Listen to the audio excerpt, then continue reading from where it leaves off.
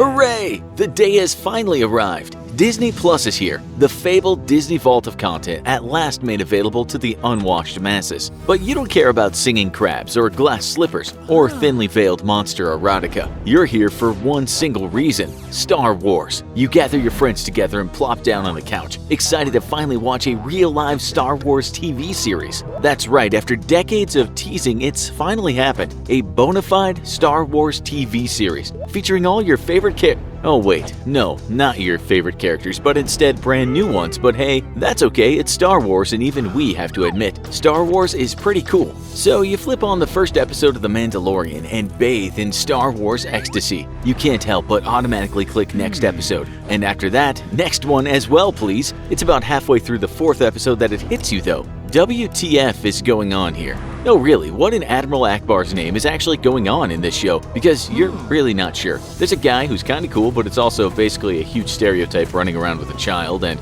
well, it's not really clear why. Like, at all. Also, a lot of the things that happen in the plot just seem kind of, well, dumb. Steal a baby the former Empire and an entire intergalactic bounty hunters guild is chasing. Perfectly okay to leave it unsupervised with some strange mechanic for 2 days? You turn to your friends, you need to ask them, is this show actually good, or are you just sort of being dazed by the glitz of Star Wars and the euphoria of having another Star Wars thing to watch? Does this show make any sense? Is it good? That's when your friends slowly turn to face you, their eyes wide and pupils dilated in sheer ecstasy. There's something wrong with them, something vaguely zombie-like about their demeanor. Why are you questioning the Star Wars? Why are you not enjoying the Star Wars? Sit down, watch the Star Wars with us. You feel a slow creeping chill settle in your spine, working its way up toward your heart. There's something seriously wrong with your former friends, and you watch in horror as they turn their eyes back to the TV screen, emitting a squeal of delight, and then you spot him. There, on the TV screen, adorably holding a bowl full of soup. It's the Baby Yoda.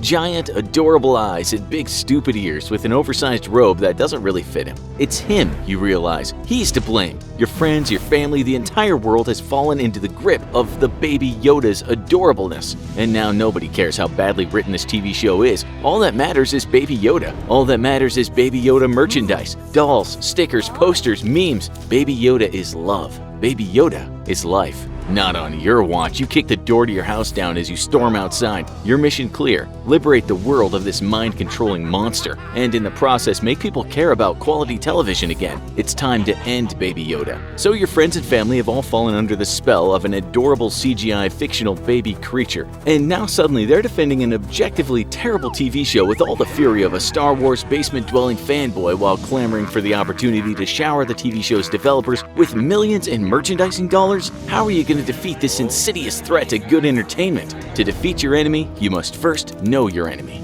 Baby Yoda has his origins in ancient history, a time known as 1999. It was the end of the 20th century. Y2K loomed large on the horizon, but by now nobody really took it seriously. A brand new century lay ahead of us, and mankind could leave all its sins of the last 1,000 years behind, wiping the slate clean and starting all over again. We could live in peace and harmony, all races, sexes, and sexual orientations united for the betterment of all mankind. And then George Lucas struck. The date is May 19th, 1999, and in theaters across the United States, the first Star Wars film in nearly 2 decades is finally upon us. Millions of people flock to the movie theaters from coast to coast, excited to see the origin of the original trilogy as they file in to watch Star Wars Episode 1. As audiences watch in horror, though, it appears a tall, shambling humanoid figure rendered in less than convincing CGI. He has huge ears that fall flat behind his head and speckled inhuman gold eyes on stalks. His face looks like an ancient herbivore dinosaur, and he has terrifyingly human-like teeth. The beast opens his mouth. Children scream. Women faint. Misa Jar Jar Binks! You leave the theater scared, confused, unsure of what you just watched happen in front of your very own eyes. Startled, you spot the monstrous figure again. It's there, on a poster outside a toy shop. Wait, was that poster even there 2.5 hours ago? No, you're sure of it, but behind the poster there's more. There's action figures, collectible figures, puzzles, shampoo, all of it adorned with a hideous monstrous visage. It's only been 2.5 hours and already the world is saturated with Jar Jar Binks merchandise. Somewhere in a high ivory tower inside Skywalker Ranch, thunder crashes as George Lucas watches the world below, his creation slowly sweeping around the world. A lightning bolt roars as Lucas breaks out into evil laughter. After all these years, his plan is complete. He's made a horrible character that nobody likes in order to make millions and millions of dollars in merchandising. And all he had to sacrifice in return was his soul and the artistic integrity of his films. But though Binks would go on to make Lucas an even more rich man through merchandise sales, eventually the world would catch on and say enough is enough. We're done buying Jar Jar Binks lunchboxes and backpacks and toothpaste. We demand better from our beloved Star Wars. Exposed and vulnerable, Lucas would scurry back into his lair with an evil shriek, vowing that one day he would return and have his revenge. One day, all the money would be his. Just you wait and see.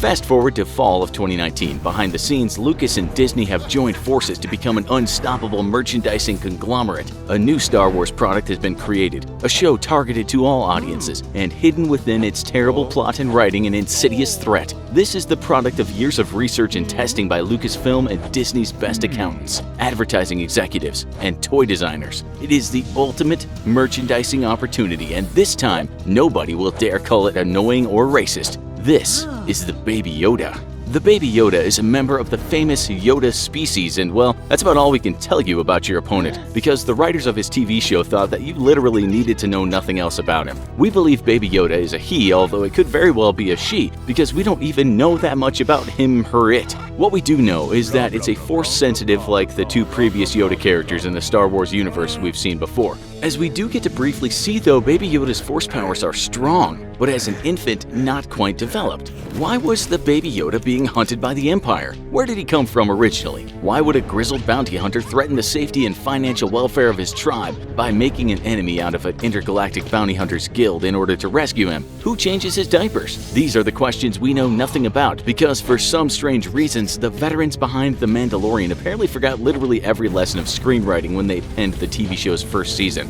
What we do know, though, is that along with having some mildly developed force powers, the Baby Yoda seems to possess the peculiar power of mass suggestion. In essence, this creature is somehow able to funnel its physical adorableness into a telepathic suggestion that affects millions of TV viewers simultaneously, making them forget that the plot of this TV show makes no sense and appears to be written by first-year screenwriting students. Perhaps this is some extension of his ability to manipulate the Force itself in order to make people care about a bad TV show, and be willing to spend all their money on Star Wars merchandising featuring his adorable little face. Whatever his power, it's clear that the only way you're going to snap people out of this telepathic trance is going to be to kill the Baby Yoda, which admittedly, he's a tiny infant and should be really easy. There's just one obstacle in your way, and that's the Mandalorian himself, super creatively called Mando. Mando is a formidable opponent and is fiercely protective of the Baby Yoda. Why this is, though, is a bit of a mystery, and we're supposed to believe that a single flashback to his own childhood trauma was enough to make him turn his back on an entire intergalactic bounty hunter's guild, threaten the survival of his own tribe, which is already on the edge of extinction, and place the greatest bounty in the sector firmly on his own head. This strange, completely irrational behavior is perhaps further evidence of Baby Yoda's ability to telepathically manipulate people.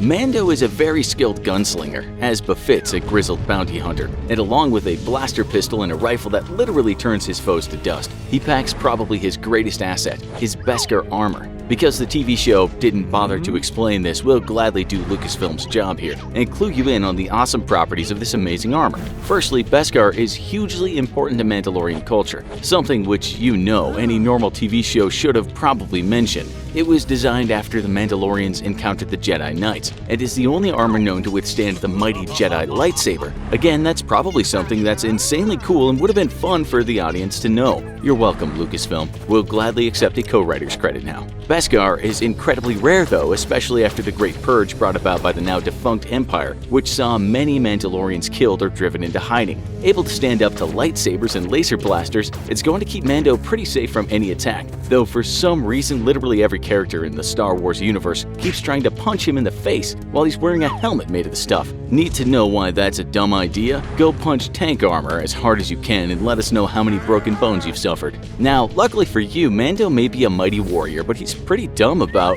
well, everything else. I mean, he's the same guy that left the most important baby in the galaxy in care of the stranger he just met for 2 whole days. Not even Casey Anthony is that neglectful with children. children. Mando is also the same guy that when he had to take down an Imperial walker and a band of raiders, decided to have villagers dig a big pit and then have them fight the raiders with wooden spears, even though the entire time he had at his disposal a freaking starship armed with laser cannons. I guess what we're saying here is that Mando is not really the brightest bulb in the shed. He's a great shot, don't get us wrong, but he's really about as sharp as a hammer. So to defeat him, we don't know, just about any old trick should really do. Buy a Baby Yoda doll and stuff it with C4, then have it go off when Mando picks it up. Stiff armor is pretty bad about protecting from the compressive forces of a concussive blast, so even in Beskar armor, the C4 blast will turn his bones to jelly. Now there's nothing between you and the Baby Yoda, except for, of course, millions of adoring fans who will do anything to stop you from destroying their precious, and will defend the TV show with their last breath, completely ignoring that it's just objectively bad, bland, and makes no sense. Maybe try showing the original trilogy. Point out that, sure, the storylines are a bit derivative and the plot makes sense. The movie informs the audiences about characters and plot in a timely and entertaining manner, and the characters themselves aren't just one-dimensional stereotypes. They're real, breathing people with nuanced attitudes and beliefs. Of course, the Force, or at least Lucasfilm and Disney's advertising and merchandising department, is strong with the Baby Yoda, and it's likely that this will do nothing except enrage millions of Baby Yodaites who will defend him with their dying breath. To defeat the Baby Yoda, you're gonna have to ask yourself the question, are you willing to fight your friends, your neighbors, even your own family to the death in order to end George Lucas's latest scourge on humanity? To what lengths are you willing to go to restore Star Wars to the glory of good writing, stories that make sense, and characters who don't exist simply for the opportunity to sell toys and stuffed dolls of them? How far are you willing to go? And most importantly, can Star Wars be saved from its own creators? You may in the end defeat the Baby Yoda and force humanity to awake from its stupor, but Lucas will only grow stronger for it, enriched by millions, perhaps billions in merchandising sales. In a few years, there will be a new Baby Yoda, this one taking an even more adorable and merchandising-friendly form, and the cycle will inevitably repeat itself all over again, getting progressively crappier and crappier as time goes on. See, to defeat the Baby Yoda, you must defeat his father, George Lucas himself. If you like this video, then click on this video and start watching another right now. Or we have this other amazing video especially picked out for you over here. Both are great, both informative, both are funny, but you can only watch one, so choose wisely. We'll see you next time.